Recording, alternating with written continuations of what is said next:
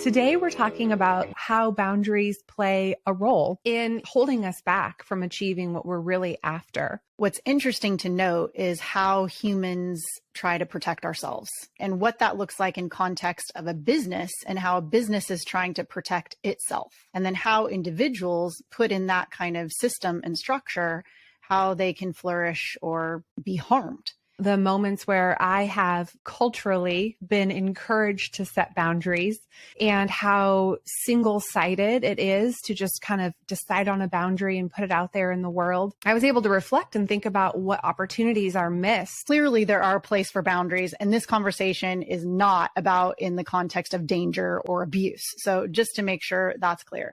But for me, I'm interested in partnership and boundaries in the way that we use them in our culture. There's something that I am, or the individual puts on themselves and around themselves, and the other isn't involved in that. And that's really important in certain situations and in certain contexts.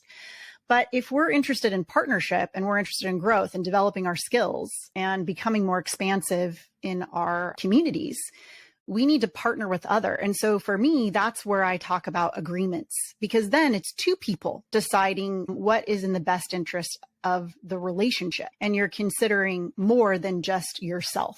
And it requires a different skill set, which I think is important, that we as humans are moving to more expansive ways of navigating. And so for me, this is kind of the beginning of the conversation. It's not a one size fits all, and different contexts will require different types of engagement and agreements. We're not saying no boundaries ever. We're saying call it what it is. Don't go into these situations thinking boundaries are the gold standard and that's what we need, because that's, again, coming from this self-protection perspective. I think we go to them too quickly because they're easier. And humans tend to like things that are immediate and require less effort and energy and, evaluation and analysis. It's a lot to do. So we just do what works the most immediately. I often push against, boundaries in general. And for me, I think it would be a lot better if we could at least admit, like, hey, I don't have the time and energy right now, or the interest or the ability necessarily to invest in partnership in this moment. So I'm creating a boundary, but I'm admitting that. And I'm admitting that this is, a less skillful thing to do, and definitely isn't about really investing in this relationship. And there's something that's, a little bit more clean about that, rather than usually what humans do is they make a boundary and then villainize the other person for it. Really, with a little deeper investigation, they might realize that they're self-protecting in ways that doesn't serve them. That happens a lot of the times when we have insecurities, when we're triggered by what we don't like. And so we naturally create these justifications around our self-protection decisions and the boundaries that we create. But when we look a little bit deeper, we usually find that they're not really that great. And they're not super even healthy, I would argue. Yeah, what you've shared about in a moment saying, hey, we realize we don't have the energy or the ability to engage in what's really needed in this moment. We're going to create a boundary, create a rule or a policy, roll it out and keep moving. Prefacing it that way might allow you to come back and say, hey, we realize the boundary is not the ultimate solution. I find that a lot of people use boundaries to bully. And this kind of goes back to what I was saying about justifying their behavior, making the other person wrong, and then using a boundary as a source of punishment or a source of control. I think in many times we're not culturally or individually evaluating and taking the time to really investigate the health of the boundaries that we're creating, either for ourselves or others. And definitely, I don't think companies are. Companies create policies and rules in order essentially to control and to mitigate risk, to make sure that it weeds out the baseline of bad behavior. And I really want to push up against this. If you're hiring really excellent individuals, they don't need to be controlled. They know exactly what they're doing. They're professionals. They have a high level of competency. They're going to get the job done. And companies and managers don't need to really worry too much about how. And the more mature and excellent individual performers are, they'll ask for help and the resources that they need. They don't need to be micromanaged or to be controlled or policied or ruled out. And then, conversely, if you're getting less mature people to contribute to a project or your team, then you have to take responsibility for mentoring them and teaching them, which doesn't require rules, actually. It requires personal investment. and specific investment into these particular individuals to help grow them so they understand and are able to perform increasingly well. And either way, companies need to decide and understand and own that investment. But instead, because systems are designed by humans, humans want broad sweeping rules and policies so that they don't have to engage in individuals, because that's much more difficult and costs more energy. Yet we know intellectually that the benefits are far greater and outstanding, but we just refuse to do it. As part of a people team or an HR team or even an executive team, what I see in almost all instances is just slap a rule or a policy on it and move on to the next thing. And it's such a missed opportunity. First of all, we know that it doesn't work because those are the first team members who are going to avoid the rule. And then it really negatively impacts all those people who were doing just fine without the rule.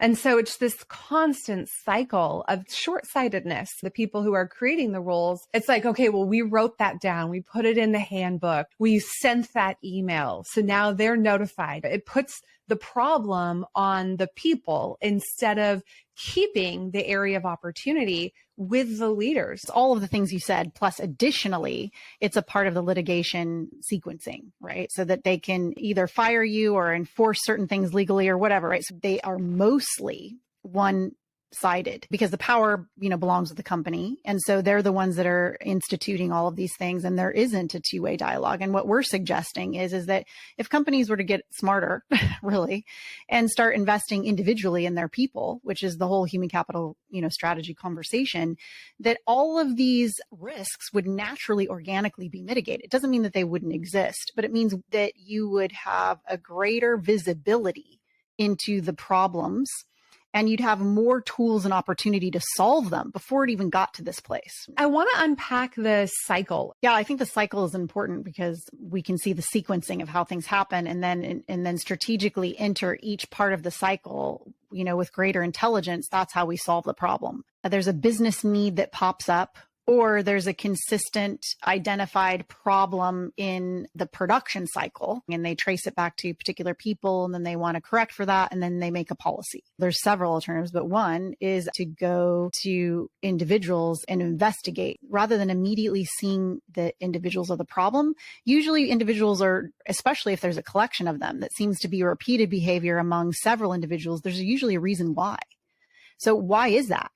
And this is part of the work we do. We actually enter into companies and ask those questions from an unbiased, objective position. What is it that you need that you're not getting? Is somebody feeling overworked, a bottleneck, or a dependency that also has nothing to do with them, that they're just naturally trying to solve for and maybe less intelligently solve for? Is it that all of these people are lazy? And generally, unless you're hiring a bunch of incompetent people, it's usually not that. It's usually you have people who are doing fairly well at their job and are coming up against obstacles, and they don't have the resources, tools, or support to get around that obstacle. And so they're either burnt out or they don't feel like they have any agency or power. And so then there's the response to being pushed in a direction that they don't feel is working. And so then what happens next is frustration, lack of engagement, being super negative, and looking to their peers for some emotional or physical support. And HR knows these things happen, and that's what they're trying to stop. They're trying to stop the cycle of whipping up negativity and creating worse problems, which is also what humans do, but generally in a response to something that's not working that they don't feel that they can control or solve by themselves. And this is what I think a lot of companies and managers are not recognizing, and they're not actually doing the diligence in order to investigate what is really going on here. Is it an individual? Is it a group? Is it a manager? Is it a system, operational system, organizational system, team system, product system, reporting system, like all of these systems that could have all kinds of problems that are negatively affecting humans? And then how can we make changes within the system that are more in alignment with what the humans need to do their job the best way they can? Getting back to the root issue versus trying to put all these band-aids of rules and policies to solve for the symptoms of what's really wrong systemically. We aren't tapping into the intelligence that already exists and the knowledge that exists for what's really wrong and why there's this response. I think we could do more of that, as well as meanwhile equipping managers to ask questions that you were just suggesting and surfacing more of that versus putting managers in a position where it's all about upholding rules and regulations. And it really puts the employee in that position where they have to self-protect. Are we forcing others to protect themselves because our behavior is so bad? Just to back up on that a bit, managers often are out of touch. Humans, depending on their areas of strength, they're going to be very tapped in to the things that they have better skills or greater ability to recognize or notice, right? But there's always gaps. Every manager, every individual has a different skill set and a different capacities and abilities. What's perhaps more primary is the relational skills that require trust and objectivity. So what I found in all of my years is fundamental problem that really is a root cause. And all of the other things become symptoms because of this is the lack of trust in the people that they work for, and particularly the people who are in power, do not have the trust of the people underneath them. And that's because, this is a relational skill. How do you build trust in relationship when there's expectations and you're not the only person involved, meaning a manager isn't the only person involved in dictating the requirements and expectations to the people that work under them? So it becomes a complicated thing, right? And then also there's bias and agenda. Even managers aren't really being measured against the quality of the relationships that they have with their team. There are other outcomes that they are loosely connected to quality of relationship, but there are particular outcomes like, how successful a team is based on numbers, or how successful they are based on speed, or all of these kind of external measurements that then people assume add up to, oh, this is a really great team, high functioning team. But when you investigate a little deeper, it's like, yeah, their external performance is high functioning, but there's a lot of burnout. There's a lot of all these other things that are not visible that are happening, which actually are increasing the risk for future problems. And that's often being missed. So that's one thing.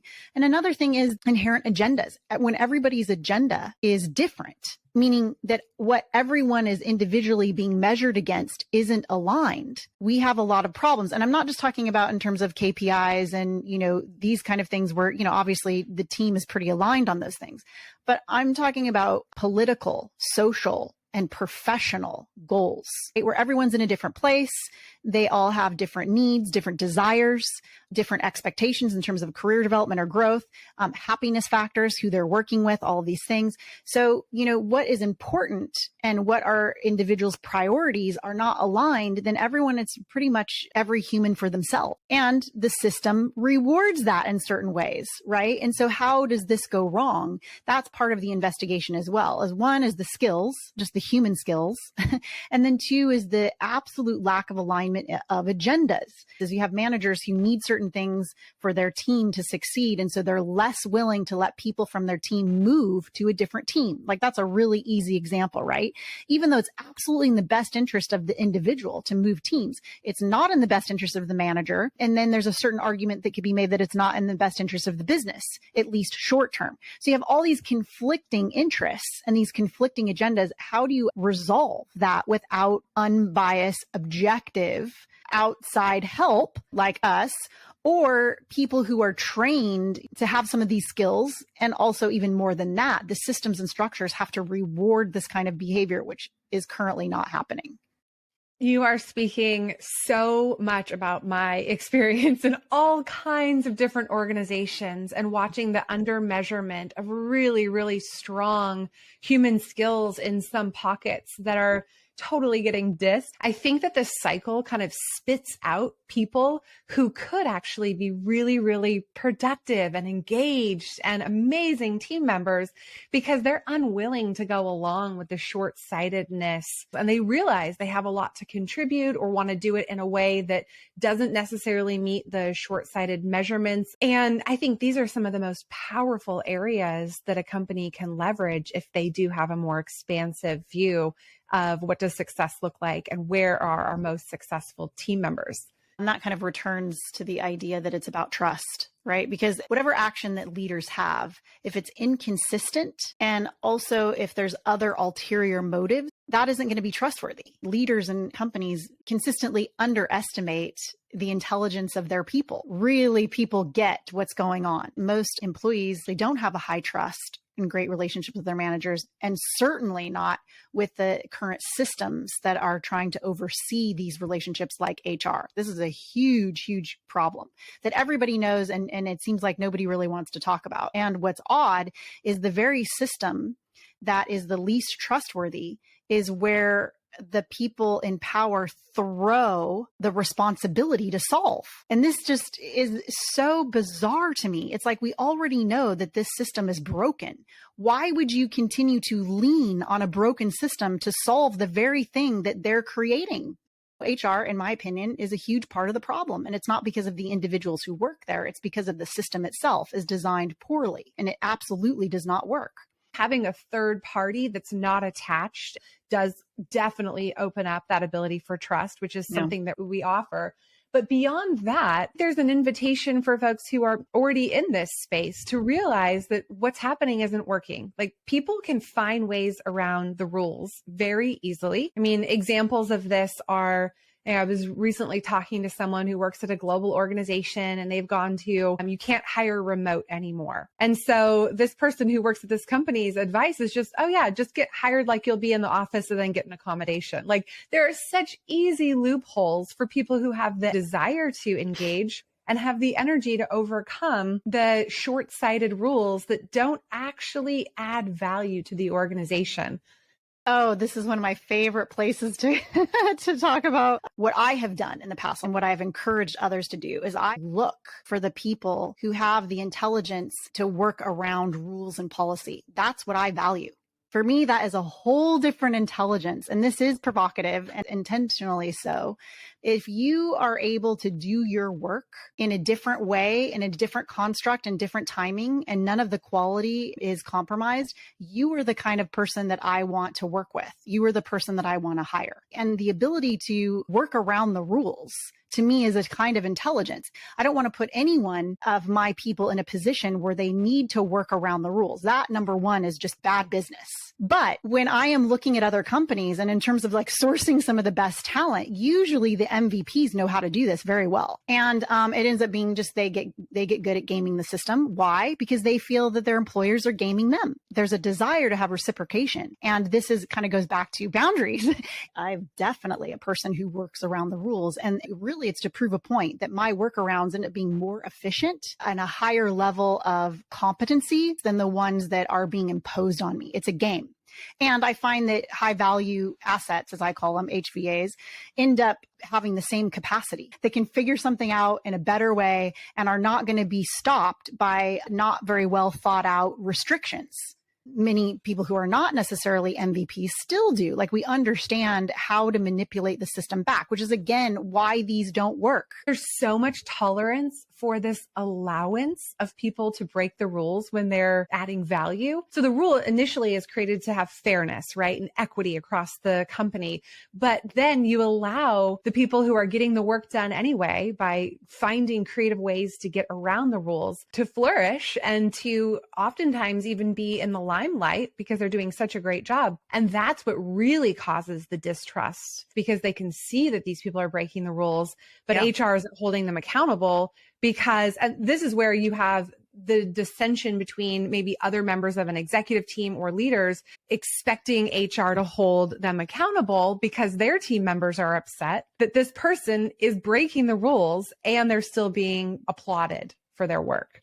It's leaders' job to investigate what is working and what is not working, not just for the overall company, not just for their organization, not just for their team, but for each individual. And that's what's missing in this equation. That if we were more committed to investigating and actually helping others figure out what they need, some people don't know, and they need help figuring out what specific kind of support they need. And they need to learn how to be more self-solving individuals. In decision intelligence, it is about how can we learn how to solve our own problems even without help and support, at least in obvious ways. Why is this being missed, though? And I think that a lot of managers are being charged to check in with their people, to make sure that their needs are being met. But it's all within the current constructs, right? There's not a lot of creative problem solving. There's not a lot of creative relational trust building where there's not an ability or an avenue to get to some more accurate intelligence or accurate sharing of information because the relationship isn't there. And I think that's something that we need to look at, is that relationships have to be there